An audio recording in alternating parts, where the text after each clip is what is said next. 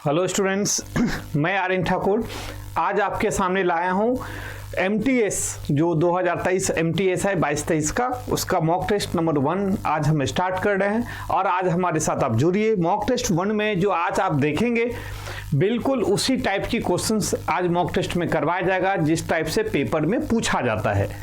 पीछे का जितना भी MTS लेवल का क्वेश्चंस पूछा गया है उसी बेस पे मैं क्वेश्चंस को तैयार करके आपके सामने लाया हूं। हमारे साथ जुड़ने से और हमारे साथ प्रैक्टिस करने से एक डायरेक्ट बेनिफिट ये होगा जो आपका उसी लेवल पे तैयारी होगा जो आप चाहते हैं, जो पेपर में पूछा जाता है। आपका प्रैक्टिस से आपकी क्वेश्चंस क्लियर होगा, आपका स्पीड बढ़ेगा और आपकी क्वेश्चंस का जो लेवल है, जो मॉडरेट लेवल से लेके एडवांस लेवल तक, वो सारे क्वेश्चंस यहाँ से दूर हो जाएगा। तो वो सारी प्रॉब्लम यहाँ से आपकी खत्म होगी, आपकी प्रॉब्लम दूर होगा, टेंशन दूर होगा। तो आज हमारे साथ मॉक टेस्ट में जुड़ जाइए और यहां से मॉक टेस्ट को कंप्लीट कीजिए। चलिए स्टूडेंट्स, आज हम देखते हैं मॉक टेस्ट में जो मॉक टेस्ट का पहला क्वेश्चन है। जो मॉक टेस्ट का पहला क्वेश्चन है प्यारे बच्चे, वो किस टाइप की क्वेश्चंस है, मॉडरेट लेवल से लेके एडवांस लेवल तक, वो सारे। तो यहाँ पे देखोगे प्यारे बच्चे, यहाँ पे ध्यान से देखिएगा, ये आपके लिए पहला क्वेश्चन है। ध्यान से देखोगे, ये क्वेश्चन पहला है और ये देखो एनालॉगी से क्वेश्चंस पूछा गया है। प्यारे बच्चे आप देखोगे ये एनालॉगी से क्वेश्चंस पूछा गया है, तो आप निश्चित रूप से इस एनालॉगी वाले क्वेश्चंस को ध्यान से देखिए और बनाइए। कोशिश कीजिए जो इस क्वेश्चंस को आप कैसे बनाएंगे, इस क्वेश्चंस का आंसर क्या होगा, बिल्कुल आपका क्लियर कॉन्सेप्ट होना चाहिए जो भी हमारे प्यारे बच्चे हैं। अब देखोगे एनालॉगी से क्वेश्चंस MTS लेवल में आता ही आता है और इस लेवल का क्वेश्चंस ऑलरेडी पूछा गया है। तो आप बताएंगे जो इसका क्वेश्चंस का आंसर क्या होगा, ठीक है। अब देखोगे एनालॉगी में हमेशा क्या होता है प्यारे बच्चे, जो एक दूसरे का हम कंपैरिजन करते हैं। अब यहाँ पे फायर बर्न, आग का जलना है।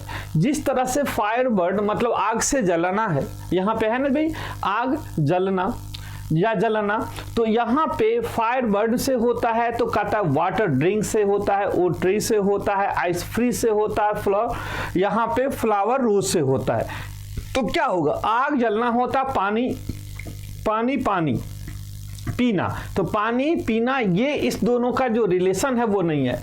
लकड़ी पेड़, यह भी रिलेशन नहीं है। बर्फ फ्रिज, जिस तरह से बर्फ में फ्रिज हो जाता है और क्या बन जाता है भाई, बर्फ में फ्रिज बन के क्या बन जाता है आपको पता है, एक बर्फ बन जाता है। बर्फ से फ्रिज का रिलेशन है, उसी तरह से आग का जलना का रिलेशन है। तो ऑप्शन नंबर 3 इसका आंसर हो जाएगा प्यारे बच्चे। क्या हो जाएगा, ऑप्शन नंबर 3 इसका आंसर होगा। जो रिलेशन इनके बीच है वही रिलेशन इनके बीच है और ऑप्शन नंबर 3 इसका आंसर हो जाएगा। क्लियर कॉन्सेप्ट सभी प्यारे बच्चे का, ठीक है ना जी। अस्मित पाठक जी, बिल्कुल आपका नाम लेंगे। चलो भाई, अब यहाँ पे अब देखिए, ध्यान से देखो प्यारे बच्चे। अब देखोगे दूसरा क्वेश्चन पे आ जाइए। देखोगे दूसरा क्वेश्चन क्या है, यहाँ पे ध्यान से देखोगे, यह भी एनालॉगी का क्वेश्चन है प्यारे बच्चे। अगर आप देखोगे यह भी एनालॉगी का क्वेश्चन है। हम पार्ट बाय आपके सामने ला रहे हैं मॉक टेस्ट में, और मॉक टेस्ट आप बिल्कुल अच्छे लेवल पे तैयार करके जाओ जिससे आपका क्वेश्चन सारा बन सके पेपर में। तो एनालॉगी में ये अल्फा बेट एनालॉगी है। ये एनालॉगी अल्फाबेट से रिलेटेड क्वेश्चन पूछा गया है। वर्ड से पूछा जाता है, नंबर से पूछा जाता है, अल्फाबेट से पूछा जाता है। एनालॉगी का 3 टाइप है, एक वर्ड से पूछा जाता है, अल्फाबेट से पूछा जाता है और नंबर एनालॉगी पूछा जाता है। ये अल्फाबेट एनालॉगी है। अब इन दोनों के बीच जो रिलेशन है वही रिलेशन यहाँ पे होगा। तो आपको बताना है, समझना है जो किस टाइप की क्वेश्चंस का यहाँ पे रखा गया है, ठीक है ना बेटे। अब यहाँ पे बताओगे जो किस टाइप की क्वेश्चंस होगा, क्या इसका आंसर होगा। तो हम क्या करेंगे प्यारे बच्चे, इन दोनों के बीच का रिलेशन पता करेंगे, इन दोनों के बीच का रिलेशन पता करेंगे जो क्या इसका आंसर होगा, ठीक है जी। अब ये बताओ इसका आंसर क्या होने वाला है। ध्यान से देखिए और बताइए इस क्वेश्चन का आंसर क्या होगा। जल्दी से समझने की कोशिश कीजिए और आंसर बताने की कोशिश कीजिए। देखो यहाँ पे, अब अगर ध्यान से देखो बेटा, तो अगर आपको यहाँ पे पता चलेगा इसका आंसर क्या होगा, तो इसका वैल्यू देखो, के है, आई है, ये 11 है, ये 9 है ना जी, ये 12 है और ये 10 है। तो अगर आप ध्यान से देखोगे इनके बीच का रिलेशन कितना है, -2 -2 -2। इसके बीच में देखोगे किसका रिलेशन बेटा, -2 का रिलेशन है। मतलब 11 9 -2 12 10 -2 13 11 -2 14 12 -2, सभी के बीच -2 का रिलेशन है। तो इनके बीच भी -2 का रिलेशन होगा। यहाँ पे क्वेश्चन क्या दिया है, T U V और W। T का वैल्यू कितना होता है बेटा, 20 होता है, इसका 21 होता है, इसका 22 होता है, इसका 23 होगा, और सभी में क्या होगा बेटा, -2 का रिलेशन लगेगा। कितना होगा, -2। तो 20 में से 2 गया तो यहाँ पे 18 होगा बेटा। यहाँ पे क्या है, 21 है, 21 में से 2 गया तो कितना होगा, 19 होगा। 22 में से 2 गया तो यहाँ पे 20 होगा, और 23 में से 2 गया तो यहाँ पर 21 होगा। तो 18 का मतलब R होगा, 19 का मतलब S होगा, 20 का मतलब T होगा, 21 का मतलब U होगा, RSTU। अब देखोगे RSTU, ऑप्शन नंबर 4 इसका आंसर होगा। प्यारे बच्चे समझ में आ रहा होगा, इसका ऑप्शन नंबर 4 इसका आंसर होगा, यही इसका डिफरेंस होगा। क्लियर कॉन्सेप्ट, सब कुछ समझ में आ रहा है। चलिए भाई अब ध्यान से देखिएगा, इसी तरह से हम मॉक टेस्ट लाए हैं जिससे आपका MTS लेवल का कोई भी क्वेश्चन में प्रॉब्लम नहीं हो। मैंने आपको पहले ही बता दिया था जो एनालॉजी का कितना पार्ट होता है बेटा, 3 पार्ट्स होते हैं, नंबर एनालॉजी, अल्फाबेट एनालॉजी और वर्ड एनालॉजी। अब ये कौन सा एनालॉजी है भाई, ये है नंबर एनालॉजी। तीनों से क्वेश्चन पेपर में आता है। MTS लेवल की जब भी पेपर देने के लिए जाओगे तो एनालॉजी में तीनों से पूछा जाता है। ठीक है जी। अब देखोगे नंबर एनालॉजी है, अब देखोगे 3 से 27 दे दिया है, 3 से बटा क्या बना दिया, 27। तो 3 से 27 कैसे बनेगा, 3 से 27 कैसे बनेगा, याद करो 3 का जो क्यूब होता है वो कितना होता है, 3 × 3 × 3 मतलब 27। 3 अब देखोगे 3 का क्यूब मतलब 3 × 3 × 3 इक्वल टू 27 होता है ना बेटा। तो अब हमें क्या है, यहाँ क्या करना है, 4 का क्यूब करना है। तो यहाँ पे क्या होगा, 4 × 4 × 4 तो 16 × 64, यहाँ पे क्या होगा बेटा, 64। ऑप्शन नंबर 2 इसका आंसर होगा। क्लियर हो रहा है, क्या होगा बेटा, ऑप्शन नंबर 4 इसका आंसर होगा। समझ में आ रहा है, क्लियर कॉन्सेप्ट, कोई परेशानी नहीं। चलिए नेक्स्ट क्वेश्चन पे आ जाइए, अगला क्वेश्चन बनाने की कोशिश कीजिएगा। अब देखो यहाँ पे कहता है निम्नलिखित प्रश्न में दिए गए विकल्पों में से विषम शब्द को चयन कीजिए। विषम शब्द, इस चारों वर्ड में से विषम कौन सा है।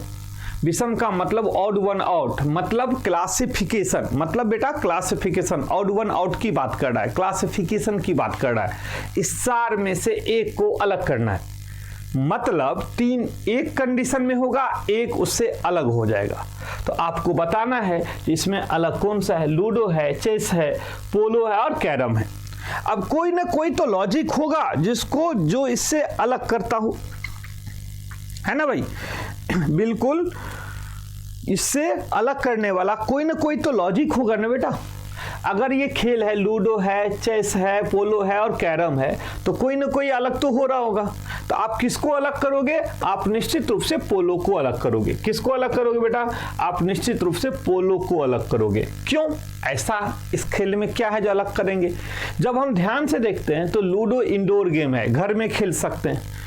चेस भी इंडोर गेम है, यह भी हम घर में खेल सकते हैं। पोलो घर में नहीं खेल सकते हैं, इसके लिए फील्ड चाहिए। और कैरम यह भी इंडोर गेम है, मतलब घर में खेल सकते हैं। ये तीनों इंडोर गेम है, जबकि ये आउटडोर गेम है, इसके लिए मैदान चाहिए, इसके लिए फील्ड चाहिए। ठीक है ना। तो हम इसको अलग करेंगे, तो किसको अलग करेंगे, ऑप्शन नंबर 3 को अलग करेंगे। क्लियर हो गया। तो बहुत अच्छा क्वेश्चंस करवा रहे हैं, देख रहे हो, जो पेपर में आता है, जिस लेवल में आपको पेपर में चाहिए वो सारा क्वेश्चंस यहां से होगा बेटा। चलिए अगला क्वेश्चन पे देखते हैं, ध्यान दीजिए, ध्यान से देखोगे ये क्वेश्चन पे आ जाइए।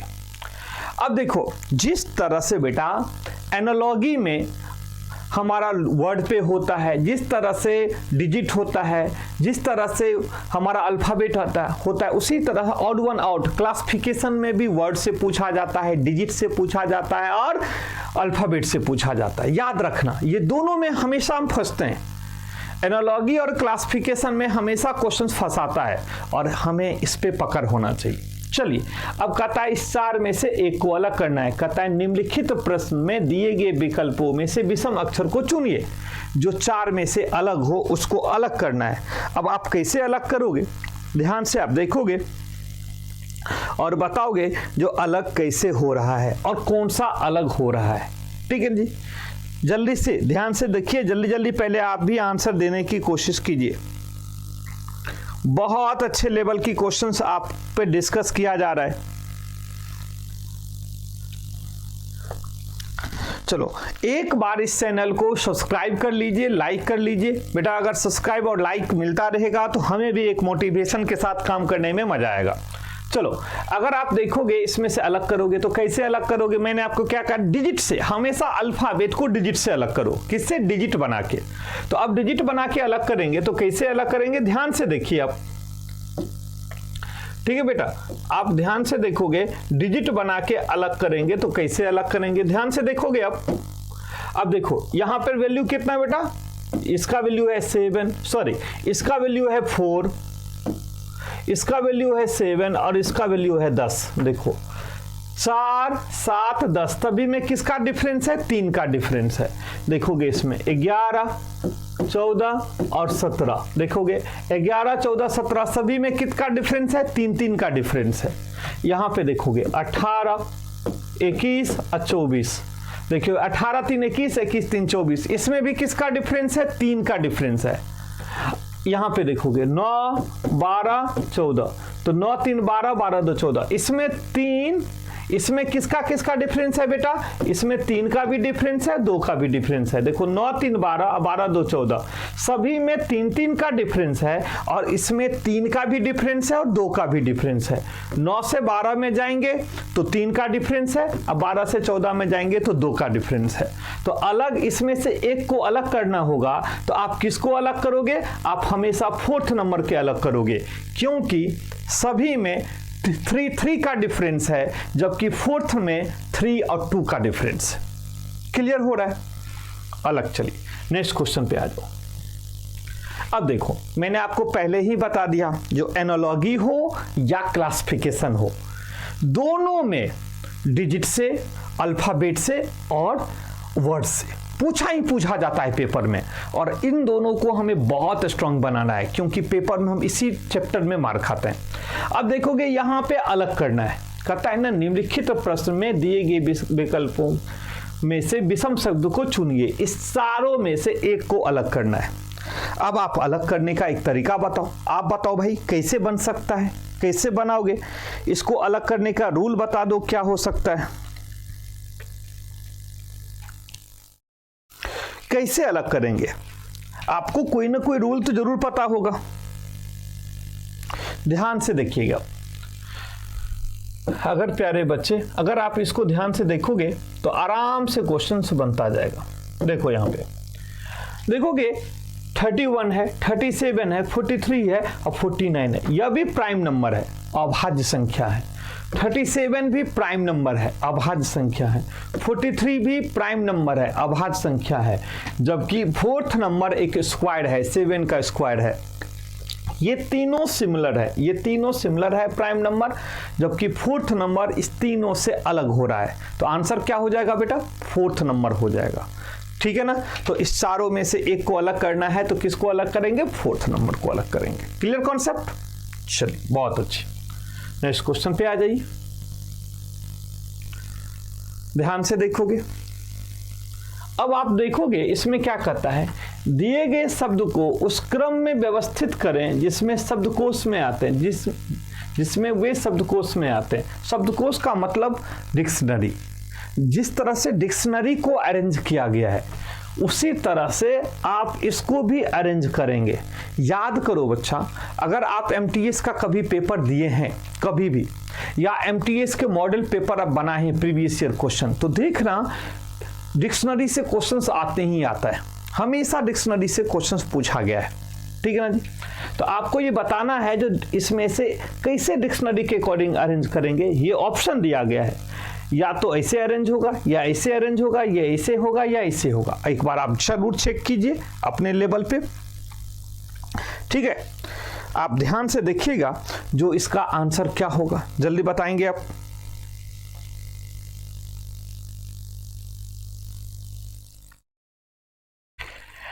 कोशिश कीजिए डिक्शनरी के अकॉर्डिंग अरेंजमेंट करने का।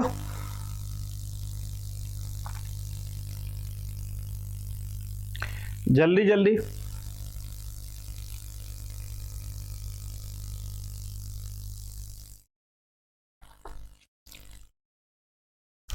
चलो बेटा, अगर आप ध्यान से देखोगे तो देखोगे क्या इसमें से अलग कैसे करेंगे। तो आप देखोगे, पहले देखोगे पहला लेटर, देखोगे मैं सिखा रहा हूं, समझोगे। पहला लेटर देखोगे सभी में एस है, पहला लेटर सभी में एस है, तो इससे तो अलग होगा नहीं, ये कॉमन है। एस के बाद सेकेंड लेटर भी टी है, लेकिन ये सभी में टी है, लेकिन फिफ्थ नंबर में टी नहीं है, फिफ्थ नंबर में ए है, फिफ्थ नंबर में टी नहीं है, फिफ्थ नंबर में ए है सेकेंड लेटर। जबकि सभी में देखोगे सेकेंड लेटर टी है, जब इसमें ए है। तो टी आता है या ए आता है पहले, तो हम कहेंगे ए पहले आता है, टी बाद में आएगा। ठीक है ना बेटा। तो चलिए सेकेंड नंबर से, ये सेकेंड अल्फाबेट से ये पता चल गया इसका पोजीशन फर्स्ट होगा, इसका पोजीशन फर्स्ट होगा। क्यों होगा? पहला नंबर पे 5 नंबर आएगा। क्यों? क्योंकि एस तो सभी में कॉमन है पहला लेटर। सेकेंड लेटर में जब चेक करोगे तो ए पहले आएगा। अब देखोगे सेकेंड लेटर में टी के बाद ओ है, टी के बाद आर है, टी के बाद आर है, टी के बाद ए है। तो अब देखोगे इसमें से जो यहां पर टी के बाद आर है और टी के बाद ए है, ध्यान से रखिएगा। तो यहां पे टी के बाद ए पहले होगा क्योंकि सब में टी है, टी के बाद ए वाला पहले होगा, तो दूसरा नंबर पर ये आ जाएगा। और फिर तीसरा नंबर पे क्या आ जाएगा? देखोगे टी के बाद ए है, टी के बाद आर है, टी के बाद आर है, टी के बाद ओ है। आर का नंबर 18 होता है और ओ का नंबर 15 होता है, तो ओ वाला पहले आ जाएगा, तो तीसरा नंबर पर ये आ जाएगा।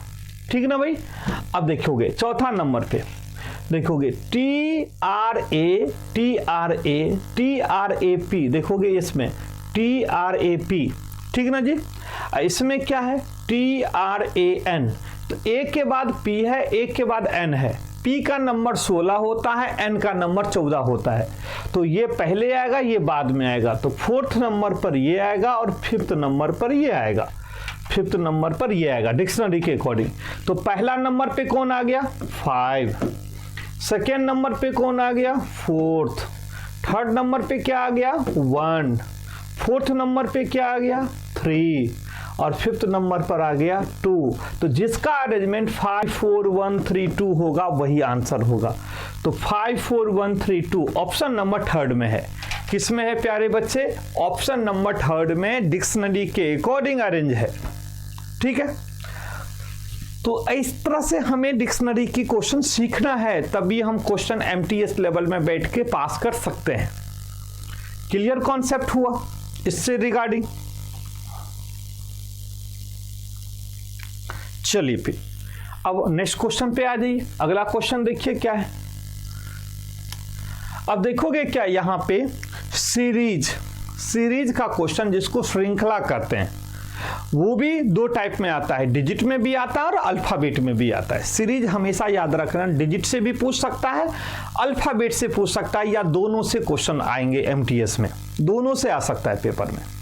तो आपको ये सीरीज दिया गया है, जो अगला नंबर क्या होगा, अगला अल्फाबेट क्या होगा, BT, DR, FP, और अगला क्या होगा, जल्दी से आपको बताना है। एक बार सीरीज के क्वेश्चंस को देखिए, समझिए और बताइए इसमें क्या हो रहा है, इसमें क्या हो रहा है, कैसे आप बनाओगे इस क्वेश्चंस को।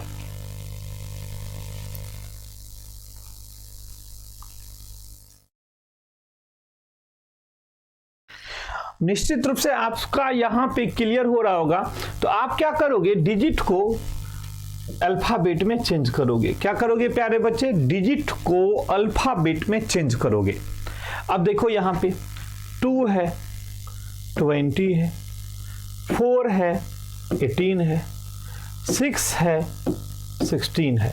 तो देखोगे 2 से 4, 4 से 6, तो 6 से 8 क्या होगा बेटा? +2 +2 +2। तो 2 से 4 प्लस 2, 4 से 6 प्लस 2, 6 से 8, 8 का मतलब यहां पर H हो जाएगा प्लस 2। ठीक है ना बेटा।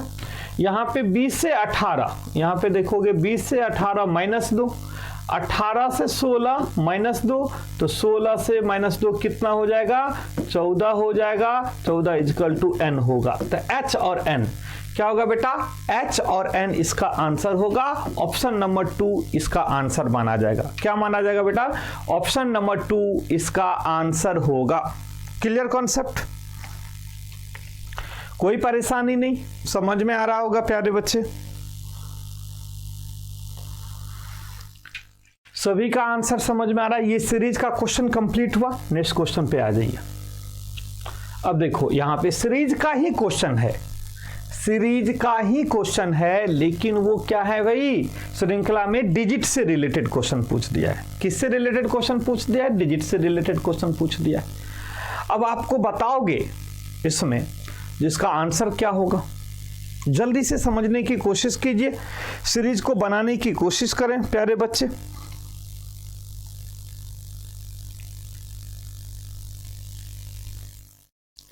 क्या हो सकता है, कैसे बन सकता है, ये सीरीज कैसे बना होगा।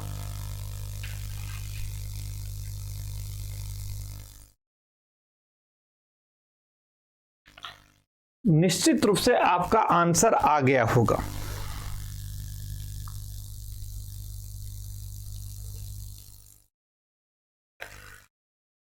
कोई भी स्टूडेंट्स सीरीज को देखते ही आप समझ गए होंगे जो किस तरह का सीरीज दिया गया है। चलिए यहां पे बनाता हूं, यहां पे क्वेश्चंस को देखो ध्यान से। यहां पे देखोगे 3 2 5 प्लस 2 5 3 8 8, यहां पे 4, तो यहां पे हो रहा है 2 3 4, और अगला क्या होगा भाई, 5 होगा। क्यों, क्योंकि पहले 2 सम हो रहा है, फिर 3 सम हो रहा है, फिर 4 सम हो रहा है, फिर 5 सम हो रहा है। ठीक है ना। तो ये तो हमारा कंटिन्यूस सीरीज बना है। ये है 8, 8 का मतलब 2 का क्यूब, ये है 3 का क्यूब, ये है 4 का क्यूब, ये है 5 का क्यूब। तो अगला क्या होगा बेटा, अगला होगा 6 का क्यूब। 6 का क्यूब कितना होता है बेटा, 216। 6 का क्यूब कितना होता है, 216। ऑप्शन नंबर 1 इसका आंसर होगा। मतलब एक तो डिजिट को सम करके दे दिया है, अल्टरनेट 2 प्लस 3 प्लस 4 प्लस 5, अगला होता तो प्लस 6 होता, आगे होता तो प्लस 7 होता, और उसी बीच बीच में एक क्यूब दे दिया, 2 का क्यूब, 3 का क्यूब, 4 का क्यूब, 5 का क्यूब, 6 का क्यूब, अगर क्यूब बढ़ेगा तो 7 का क्यूब, 8 का क्यूब, लेकिन यहाँ पे 6 का क्यूब कंटिन्यूअस में 6 का क्यूब होगा, और 6 का क्यूब का मतलब होता है 216। ठीक है जी, ऑप्शन नंबर ए इसका आंसर होगा। चलिए अगला क्वेश्चन देखिए। अब नेक्स्ट जो क्वेश्चन है वो बहुत बेहतरीन क्वेश्चन है। एज से रिलेटेड क्वेश्चंस पूछा जाता है एमटीएस लेवल पे। एमटीएस लेवल पे एज से रिलेटेड क्वेश्चंस पूछा जाता है। ठीक है ना जी। अब एज से रिलेटेड क्वेश्चंस अगर पूछा जाएगा तो किस टाइप की क्वेश्चंस पूछा जाएगा, ध्यान से देखोगे। कहता है क्वेश्चंस में P और Q का वर्तमान आयु का अनुपात 5:8 है, मतलब 5:8 है। ठीक है ना जी। कहता है 3 वर्ष के बाद, ये तो वर्तमान है, प्रेजेंट एज है, प्रेजेंट एज का मतलब दिया है 5:8, अभी प्रेजेंट में वर्तमान में। कहता है अगर 3 वर्ष के बाद उनकी आयु का अनुपात 8:11 हो जाएगी। पहले 5 और 8 है, और 3 वर्ष के बाद 8 और 11 का रेशियो हो जाएगा, तो होगी। तो Q की वर्तमान आयु वर्ष में क्या होगा। तो हम क्या करेंगे स्टूडेंट्स, हम प्रेजेंट आयु, वर्तमान आयु को, अगर हम यहाँ पे वर्तमान आयु को मान लो x मान लेते हैं। अगर हम वर्तमान आयु को क्या करेंगे बेटा, x मान लेंगे। वर्तमान आयु को क्या मान लेंगे, x मान लेंगे। तो अब रेशियो क्या हो जाएगा, P और Q का रेशियो कितना हो जाएगा, P और Q का रेशियो हो जाएगा 5x, एक का हो जाएगा 5x और एक का हो जाएगा 8x। ये प्रेजेंट आयु का एज हो जाएगा। ठीक है ना, होगा ना भाई। तो कहता है 3 वर्ष के बाद, देखोगे यहाँ पे 3 वर्ष के बाद इसका आयु, 3 वर्ष के बाद मतलब अगर हम 3 साल अगर हम सम कर देते हैं तो इसका आयु का रेशियो जो बता रहा है वो रेशियो क्या हो जाएगा, इसका आयु का रेशियो हो जाएगा 8:11, 8:11 होगा ना भाई, यही तो होगा। तो अब देखो क्रॉस मल्टीप्लाई करोगे तो क्या होगा, यहां पे देख लो 88 64x प्लस 8 24, यहां पर देखो 11 5 55x और 11 33। देखो x को एक तरफ ले आओ और डिजिट को एक तरफ ले आओ, तो यहां पे 64x में से 55x को माइनस करोगे। अगर आप समझ लो 64x को 55x से माइनस करोगे तो कितना बचेगा, 9x बचेगा। 64 में से 55 को माइनस करोगे 14, 9 5 14, यहाँ पे कितना बचेगा 9x बराबर 24 में से 33, 33 में से 24 को माइनस करोगे तब भी 9 बचेगा भाई, होगा ना। तो x बराबर कितना होगा 9/9 = 1। x की वैल्यू कितना निकल गया बेटा, x की वैल्यू निकल गया, x की वैल्यू 1 हो गया, x की वैल्यू हमें पता चल गया 1। तो क्या कहता है क्वेश्चंस में, तो Q यहां पे देखो कहता है Q की वर्तमान आयु क्या होगा, तो Q का वर्तमान आयु क्या है भाई, Q देखो वर्तमान आयु का रेशियो क्या था, x था, तो P का 5x था, Q का 8x था, तो Q का जो वर्तमान आयु था वो 8x था, तो 8 गुने x की वैल्यू कितना है बेटा 1 = 8 वर्ष। कितना हो गया भाई 8 वर्ष। ऑप्शन नंबर 4, ऑप्शन नंबर 4 इसका आंसर हो जाएगा। ऑप्शन नंबर 4 इसका आंसर हो जाएगा। वेरी क्लियर, कोई परेशानी नहीं, समझ में आ रहा है।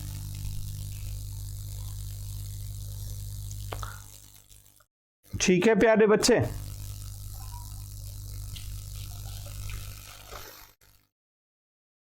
चलो अगला क्वेश्चन देखते हैं। नेक्स्ट क्वेश्चन क्या कहता है, नेक्स्ट क्वेश्चन क्या कहता है, अगला क्वेश्चन देखोगे यहां पे अगला क्वेश्चन ध्यान से देखिए आप, तो क्या कहता है, कहता है दिवाकर ने एक महिला की ओर इशारा करते हुए कहा, ब्लड रिलेशन का क्वेश्चन है ये, किसका क्वेश्चन है, ब्लड रिलेशन का, रक्त संबंध का। तो कहता है दिवाकर ने एक महिला की ओर इशारा करते हुए कहा जो उसकी मां का इकलौता पोता, एक महिला की ओर, दिवाकर ने एक महिला की ओर कहता है जो उसकी मां, फोटो की ओर कहता है उसकी मां का इकलौता पोता मेरा बेटा है, तो वो महिला दिवाकर से किस प्रकार संबंधित है। बहुत इजी क्वेश्चन, ध्यान से देखिए इस क्वेश्चन को और समझने की कोशिश कीजिए, बिल्कुल क्लियर हो जाएगा इस क्वेश्चन को।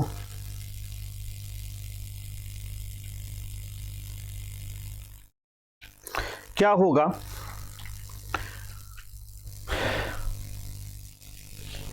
कहता है जो एक दिवाकर ने एक महिला की ओर इशारा करते हुए, एक फोटो की ओर इशारा करते हुए दिवाकर कहता है, एक महिला की ओर इशारा करते हुए दिवाकर ने एक महिला की ओर इशारा करते कहता है जो उसकी मां, मतलब उस महिला की मां का इकलौता पोता मेरा बेटा है, तो वह महिला दिवाकर से किस प्रकार संबंधित है। तो ऑलरेडी हो गया,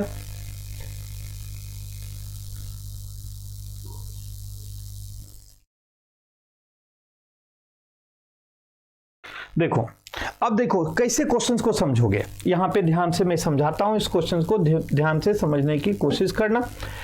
ये जो महिला है, ये जो महिला है इसके तरफ कौन बता रहा है, दिवाकर कहता है इस महिला को, इस महिला की मां, मतलब उसकी मां, किसकी मां, इस महिला की मां का इकलौता पोता, जो इस महिला की जो मदर होगी उसका जो पोता होगा वो दिवाकर का कहता है, वो पोता मेरा बेटा है, उस दिवाकर का बेटा है।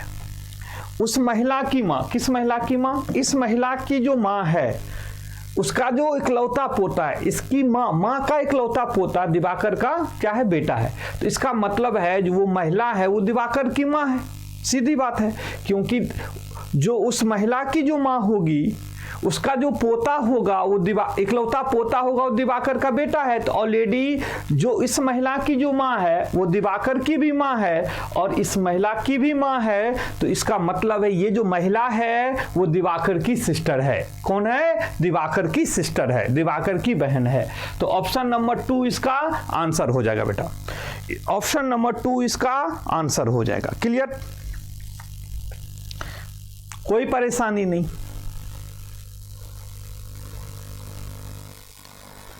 क्लियर हो गया? चलिए नेक्स्ट क्वेश्चन पे आ जाओ। अब देखो इस क्वेश्चन में कहता है निम्नलिखित प्रश्न में दिए गए वैकल्पिक शब्दों में से उस शब्द को चुनिए जो दिए गए शब्द के अक्षरों का प्रयोग करके नहीं बना सकता है। ये जो वर्ड है बेटा, ये जो वर्ड है देख रहे हो, कहता है इस वर्ड से कौन सा नहीं बन सकता है, वो चीज आपको बताना है। अब आप बताइए, बहुत इजी है बिल्कुल। एमटीएस लेवल पर ये क्वेश्चन तो पूछता ही पूछता है। तो आप देखोगे इससे कौन सा वर्ड नहीं बन सकता है उसके बारे में आपको बताना है। अब निश्चित रूप से इसको बताइए जिसका आंसर क्या होगा, ध्यान से देखिए और बताने की कोशिश कीजिए।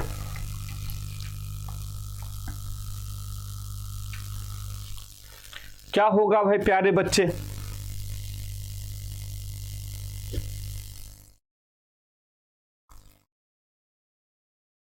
देखो कहता है जो, देखो LOGIC, LOGIC इसमें तो वर्ड है।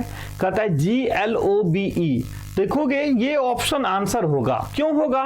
क्योंकि इसमें ई है, इसमें ई है, जबकि इसमें कहीं भी ई नहीं है। देख रहे हो, इसमें आप चेक कर लोगे तो इस अल्फाबेट में कहीं भी ई नहीं है। देखोगे पूरे के पूरे अल्फाबेट में, जबकि इस सेकेंड वाले में लास्ट में ई है। देखो ध्यान से, इसमें ई है, इसमें ई है, जबकि इसमें ई नहीं है। तो कौन सा नहीं बन सकता है? सेकेंड नंबर आंसर होगा जो नहीं बन सकता है। क्योंकि किसके कारण नहीं बन सकता है? ई के कारण नहीं बन सकता है, क्योंकि ऊपर में ई नहीं है जबकि इस वर्ड में ई है। क्लियर हो गया? चलिए भाई अगला क्वेश्चन।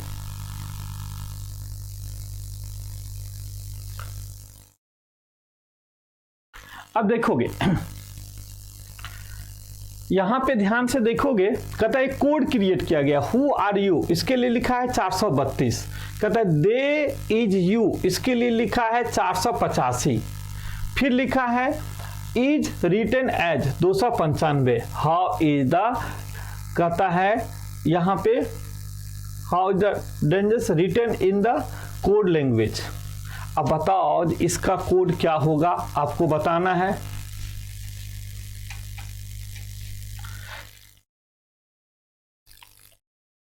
कैसे लिखोगे भाई? तो आप देखोगे कैसे काटना पड़ेगा, इसको काटना पड़ेगा। कैसे काटना पड़ेगा प्यारे बच्चे? अब ध्यान से देखोगे क्या क्या कहता है। Who are you, who are you, are you, who are you के लिए क्या लिखा है प्यारे बच्चे? यहां पर लिखा है 432। फिर लिखा है दे, यहां पे लिखा है they is you, they is you. इसके लिए क्या लिखा है? 485, 485। फिर क्या है भाई? दे आर डेंजरस, यहां पे लिखा है दे आर, यहां पे डेंजर, यहां पे लिखा है जरस जी, डेंजरस। और इसके लिए क्या लिखा है? 295, 295। तो आंसर क्या बता रहा है? डेंजरस के लिए कौन सा वर्ड होगा? तो अब देखोगे, अब यहां पे देखोगे इन दोनों में क्या मैच कर रहा है? इसमें मैच क्या कर रहा है प्यारे बच्चे? हु आर यू, यहां पे यू है, यहां पे हु, तो यू यू मैच कर रहा है। और यू यू के लिए कौन सा अल्फाबेट मैच कर रहा है? 4, तो यू के लिए हो गया 4। अब देखोगे इन दोनों में क्या मैच कर रहा है? इन दोनों में कोई मैच कर रहा है? तो इन दोनों में मैच कर रहा है दे और दे। और इन दोनों में कुछ मैच कर रहा है 5 5, तो दे हो गया 5 के लिए। ऊपर नीचे में क्या मैच कर रहा है? Are are. इसके मैच में क्या कर रहा है? 2 और 2, सॉरी 2 और 2, तो यहाँ पे R क्या हो गया 2 के लिए। तो यहाँ पे जो डेंजरस के लिए बेटा बचा है 9 और 5। अब जो डेंजरस के लिए जो बचा है वो कौन सा वर्ड बचा है बेटा 9। तो आंसर क्या हो जाएगा ऑप्शन नंबर 4। डेंजरस के लिए क्या बचा है बेटा ऑप्शन नंबर 4। क्लियर है, कोई परेशानी नहीं। चलिए अगला क्वेश्चन देखो। अब यहां पे देखेंगे क्वेश्चंस में, ये मैथमेटिकल ऑपरेशन का क्वेश्चन है प्यारे बच्चे, मैथमेटिकल ऑपरेशन का क्वेश्चन है। आपको सॉल्व करके बताना है। जो यहां पे बताया, जो P का अर्थ गुना, देख रहे हो, यहां पे लिख लेते हैं, यहां पे लिख लेते हैं P का अर्थ है गुना, देख रहे हो। R का अर्थ है घटाना, R का अर्थ है घटाना। S का अर्थ है जोड़ना, S का अर्थ है जोड़ना। Q का अर्थ है भाग, Q का अर्थ है भाग। तो अब देखोगे P R S Q आपको बताना है इक्वल किसमें सही होगा।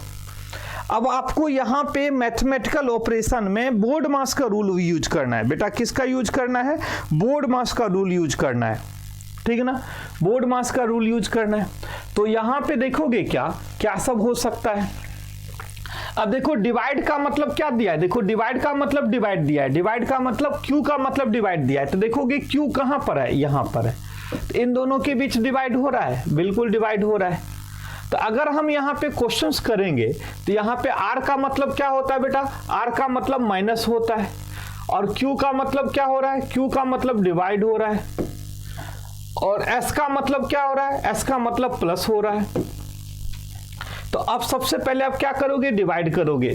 तो यहां पर हो जाएगा 4, 4 2 6, 6 में से 6 यहां पर देख रहे हो, यहां पे 18 में से 6 जाएगा तो 8। ये बिल्कुल गलत हो गया, ये फर्स्ट वाला आंसर गलत हो जाएगा। दूसरा नंबर में चेक करो, सेकेंड नंबर चेक कीजिए। S के जगह पर क्या है भाई, S के जगह पे प्लस, S के जगह पे प्लस। Q का मतलब डिवाइड, Q का मतलब यहाँ पे क्या हो जाएगा बेटा, डिवाइड हो जाएगा। और P का मतलब मल्टीप्लाई, P का मतलब मल्टीप्लाई। क्या 47 होगा। तो देखो यहाँ पे 2 को 16 से डिवाइड करेंगे तो यहाँ पर होगा 8, 8 को 4 से मल्टीप्लाई करेंगे तो 8 चौका 32, और ये प्लस है 32 और 15, 32 और 15 कितना हो जाएगा भाई, 47 हो जाएगा। तो आंसर बन रहा है ऑप्शन नंबर 2। देखोगे ऑप्शन नंबर 2 से आंसर बन रहा है, देख रहे हो प्यारे बच्चे, ऑप्शन नंबर 2 से इसका आंसर बन रहा है। ठीक है जी, चलिए अगला क्वेश्चन देखते हैं। नेक्स्ट क्वेश्चन क्या कहता है, यहां पे देखिए, इस क्वेश्चन को ध्यान से देखिए। जो ये 361 कैसे आ गया, 4 स्टार 7 स्टार 2 से 361, 5 स्टार 9 स्टार 1 से 480, 2 स्टार 1 स्टार 3 से क्या होगा। जल्दी से इस क्वेश्चन को देखिए, बताइए और समझिए।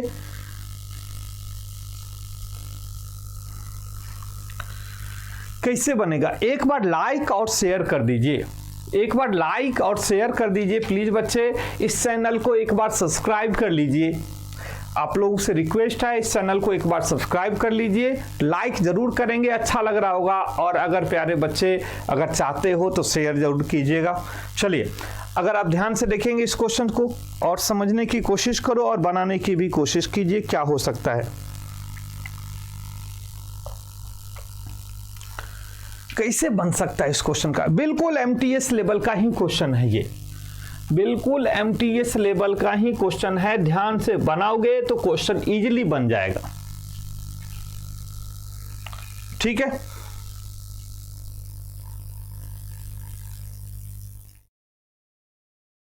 ध्यान से देखो इस क्वेश्चन को, क्या है 4, यहां पे क्या है 4 - 1 = 3, देखोगे 3, फिर 7 - 1 = 6 और 2 - 1 = 1, देखोगे 361 है, मतलब 4 - 1 3, 7 - 1 6, 2 - 1 1। उसी तरह से 5 - 1 = 4, 9 - 1 = 8, 1 - 1 इजकल टू 0। देखोगे 5 - 1 4, 9 - 1 8, 1 - 0 इजकल टू 0, 480। तो यहाँ पे क्या होगा प्यारे बच्चे, 2 - 1 इजकल टू 1, 1 - 1 इजकल टू 0 और 3 - 1 इजकल टू 2। तो कितना हो जाएगा 102। कितना हो जाएगा बेटा 102। 102 ऑप्शन नंबर 4 में इसका आंसर है। कितना होगा प्यारे बच्चे 102 ऑप्शन नंबर 4 इसका आंसर है। समझ में आ रहा है, कॉन्सेप्ट क्लियर हुआ, कोई परेशानी?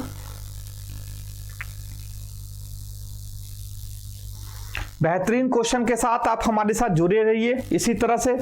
चलिए, तो आपके लिए इतना अच्छा क्वेश्चंस ला रहे हैं, आप हमारे साथ डेली 10 बजे रात में आएँ और यहाँ पे आप अपने क्वेश्चन को सॉल्व करें बहुत अच्छे तरीक़ा से और ध्यान से पढ़िए और MTS लेवल की सारी क्वेश्चंस आप बनाइए।